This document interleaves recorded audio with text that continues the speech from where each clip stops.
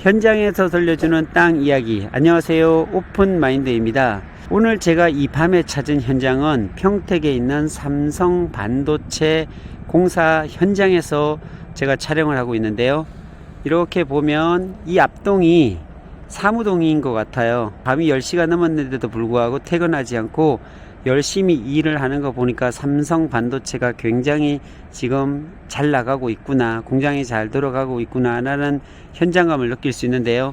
그 바로 옆에 보면 빨간색 그리고 파란색 그리고 노란색으로 되어 있는 저 빌딩이 삼성 반도체 2공장입니다. 1공장 그 뒤쪽에 있고요. 1공장은 2017년도에 준공이 돼서 한참 D램하고 플래시 메모리를 만들고 있고요. 이 2단계 공장 같으면 길이가 400m 정도 됩니다. 약 아파트 20층 높이의 400m의 길이를 유지하고 있는 게 2단계 공장인데요. 2단계 공장에서는 D램하고 플래시 메모리를 만들고, 그리고 파운드리 시스템 반도체를 이곳에서 만듭니다. 네덜란드 ASML이라는 반도체 장비 회사에서 들여온 EUV 노광 장비를 통해서 회로가 새겨지고 반도체가 만들어집니다. 그러니까 삼성에서 지금까지 전 세계에서 제패한 종목이 바로 D램입니다. 메모리 쪽이었는데, 사실은 반도체를 구분해 보면 메모리와 비메모리로 나눌 수가 있어요. 근데 메모리 같은 경우에는 SK하이닉스나 삼성반도체에서 거의 75% 이상 전 세계 그 정도를 장악하고 있습니다. 근데 비메모리 쪽에서는 굉장히 점유율이 낮습니다. 이 비메모리 쪽에서는 대만의 TSMC라는 그 회사에서 거의 54% 이상을 점유하고 있습니다. 거의 독점권을 가지고 있다라고 얘기해도 무방합니다. 근데 이 반도체 시장이 100이라고 한다면 메모리가 30%고요. 70%가 비메모리입니다. 그래서 이 반도체 분야에서는 사실은 TSMC가 삼성보다는 조금 더 앞서지 않나라는 생각을 하고 있고요. 규모 면에서도 마찬가지입니다. 자, 그런데 삼성 반도체가 이제 메모리에서 탈출해서 비메모리를 한번 해보겠다라고 해서 이재용 부회장께서 비메모리, 그러니까 시스템 반도체 쪽에서도 전 세계 1등을 한번 해보겠습니다 라고 대통령 앞에서 공약을 했었어요. 2030년까지 어떻게든 1등을 해보겠다라고 야심찬 계획을 세우고, 그래서 파운드리 쪽에 아주 집중하고 육성하고 있습니다. 그래서 약 100조 이상을 들여서 이 파운드리 쪽에 투자하고 있어요. 그 현장이 바로 이 2단계 공장입니다. 그래서 지금 EUV를 통한 노광 공정을 통해서 이제 반도체들이 새겨지고 만들어지는데, 이 2단계부터 3단계까지 계속적으로 만들어지는 이 공장에서 EUV 노광 장비를 통해서 반도체가 만들어진다라고 생각하면 될 것 같고요. 자, 이 2단계에 들어가는 비메모리 쪽에서는 그 삼성 반도체에서는요, 수주를 많이 했어요. IBM이나 퀄컴이나 인텔이나 엔비디아, 시스코 이런 장비 업체들 그리고 반도체 업체들로부터 이 파운드리 수주를 작년 같은 경우에 굉장히 많이 했습니다. 그래서 실제로 7나노급 이하, 7나노 이하에서부터는요, 7나노, 5나노부터는 사실은 TSMC와 삼성 반도체가 거의 독점권을 가지고 있습니다. EUV 장비를 통해서 7나노 이하를 만드는 데는 삼성 반도체하고 대만의 TSMC 밖에 없는데, 7나노 이하에서는 대만에 있는 TSMC가 60% 정도 되고요, 삼성이 한 40% 정도 됩니다. 전 세계에 7나노 이하 만드는 데는 이 두 회사밖에 없기 때문에 이 두 회사가 향후에 계속적으로 경쟁한다라고 보면 될 것 같고요. 특히나 삼성 반도체 같으면은 파운드리 쪽, 이런 시스템 반도체 쪽에 갤럭시 시리즈라는 이 폰이 있잖아요. 이 속에 어떤 CPU라든지 반도체가 들어갑니다. 자체 조달할 수 있는 그 정도 물량만 했었는데, 특히나 갤럭시 같은 경우에는 엑시노스 2100이 이번에 탑재가 되고, 그리고 퀄컴의 스냅드래곤 888이나 이번에 나왔죠. 이런 것들과 경쟁했을 때도 이번에 나왔던 엑시노스 2100 같은 경우에는 거의 성능이 딸리지 않습니다. 전력 효율 면에 있어서도 30% 이상 개선이 돼서 지금은 퀄컴에 있는 스냅드래곤과 충분히 경쟁할 수 있는 구도까지 와서, 자체적으로 지금은 우리 국내에서는 엑시노스를 쓰는 걸로 알고 있어요. 그렇기 때문에 삼성의 어떤 시스템 반도체 자체적으로 사용하는 칩도 굉장히 많고, 그리고 퀄컴이나 엔비디아 그리고 IBM, 인텔 같은 이런 업체들까지 수주를 줬기 때문에 향후에 한 2-3년치의 물량은 충분히 가져간다, 이런 이야기들도 있어요. 그래서 향후에 계속적으로 성장할 수밖에 없는 이 분야가 바로 파운드리 시스템 반도체 쪽입니다. 근데 그 현장이 바로 이곳 이 공장에서부터 세워지고, 그리고 3공장을 급하게 지금 만드는 이유도 반도체의 수요가 급격하게 이루어진다는 거죠. 지금 앞에 보이는 이 공장이 지금 토목 공사를 거의 바닥에서는 다 하고 이제 골조 공사로 올라가고 있는 것 같아요. 근데 이 반도체 공장을 제가 짓는 걸 가만히 봤더니 이게 그냥 쉽게 뚝딱뚝딱 만들어지는 게 아니고요. 2년 반 정도 걸립니다. 이 2년 반 동안 공사를 해야 이런 네모난 박스 같은, 이런 정말로 위에서 보면요 네모난 성냥갑 같은 박스입니다. 이런 박스 같은 공장이 만들어집니다. 자, 2년 반 동안 만들어지는 과정 속에서의 수많은 인력들이 여기에 들어옵니다. 거의 한 2만 명 이상, 2만 명에서 2만 5천 명 가까이 되는 그 인력들이, 건설 인력들이 투입이 되면서 이 지역 경제를 살리고 고덕 신도시를 살리고 그리고 평택을 살린다라고 밖에 볼 수 없어요. 그러니까 삼성이 주는 그 영향력은 평택으로 봐서는요 실로 엄청난 영향력을 행사하고 있습니다. 이 삼성이 있기에 고덕 신도시가 돌아가고, 고덕 신도시에 있는 상권과 1단계 모든 아파트들이 지금 현재 다 채워졌거든요. 초기에 들어올 때 공실이 나고 뭐 그랬지, 지금은 그런 거 전혀 없습니다. 아예 방이 모자라서 꽉꽉 다 채워지는 것 이상으로 그 바깥에, 고덕 신도시 바깥에 있는 도시명 생활주택이나 아니면 원룸 같은 다세대 다가구 같은 것들이 다 채워지는 그런 일들을 볼 수가 있습니다.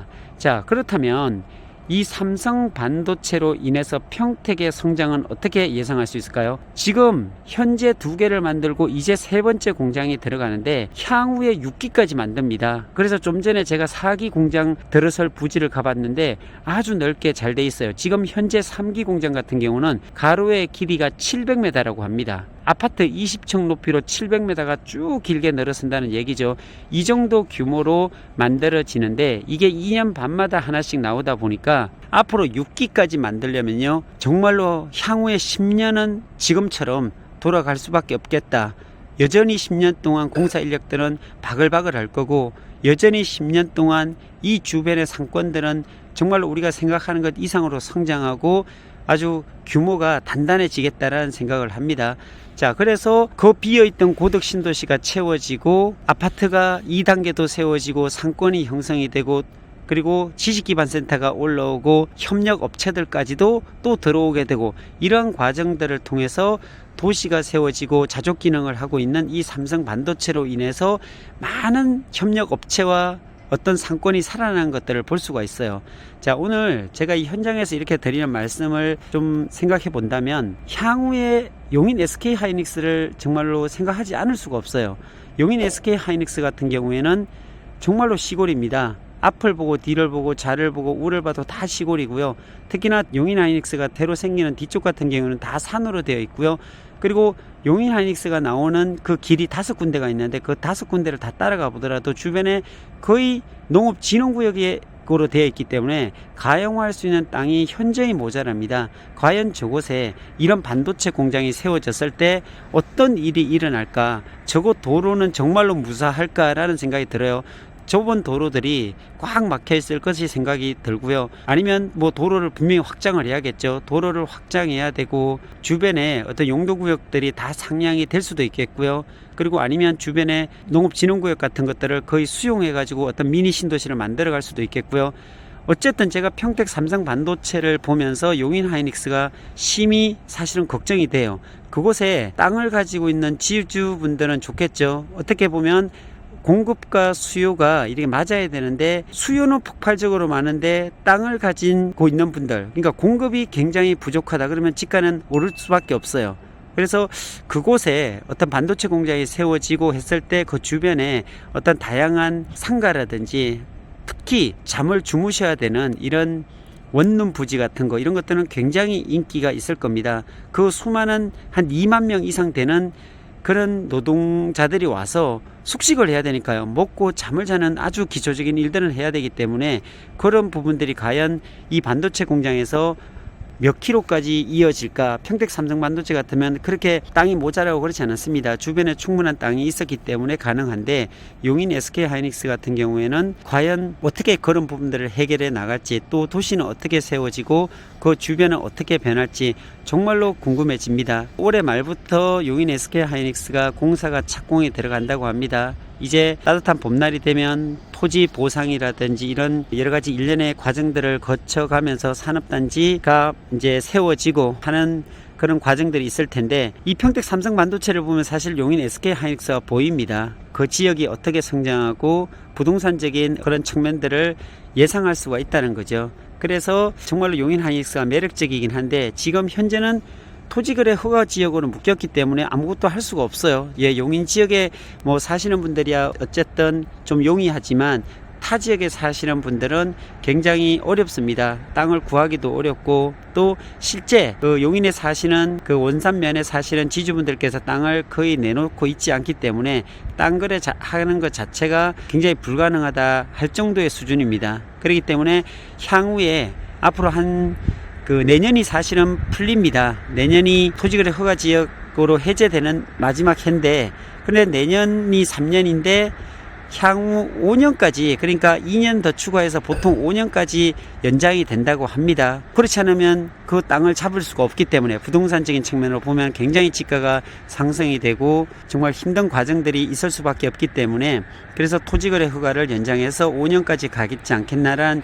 예상을 해본다면 앞으로도 3년 이상을 그곳에서 더 견뎌야 되는, 부동산 업자분들은 더 견뎌야 되는 그런 힘든 과정이 있겠다라는 생각을 합니다. 어쨌든 올 연말에 착공이 들어간다는 소식이 들려서 기쁘기도 하고요. 그리고 주변이 좀 많이 성장해 나가기를 기대합니다. 용인에 계시는 분들, 용인에 땅을 가지고 계시는 분들은 굉장히 좋은 소식이기도 하겠죠. 이 밤에 삼성 반도체를 보다 보니까, 평택에 있는 삼성 반도체를 보다 보니까 갑자기 용인 SK 하이닉스가 생각이 나서 이런저런 이야기를 해봅니다. 뭐 걱정스러운 일은 아니지만 뭐 사실 굉장히 기대되는 그런 내용들입니다. 삼성 반도체가 성장하는 것들을 보면서 분명히 용인 SK 하이닉스 같은 경우도 성장한다, 엄청나게 성장한다, 그 주변은 엄청나게 정말로 변화할 것이다 라는 조심스러운 예상을 해봅니다. 자, 그래서 용인 SK 하이닉스가 어떻게 변할까 궁금해 하시는 분들이 많은데, 제가 오늘 이 밤에 평택 삼성 반도체가 이렇게 성장하고 또 건물이 이렇게 세워졌다라는 모습을 보여드리고 싶어서 오늘 이런저런 이야기를 나눠보았습니다. 자, 오늘은 여기까지입니다. 감사합니다.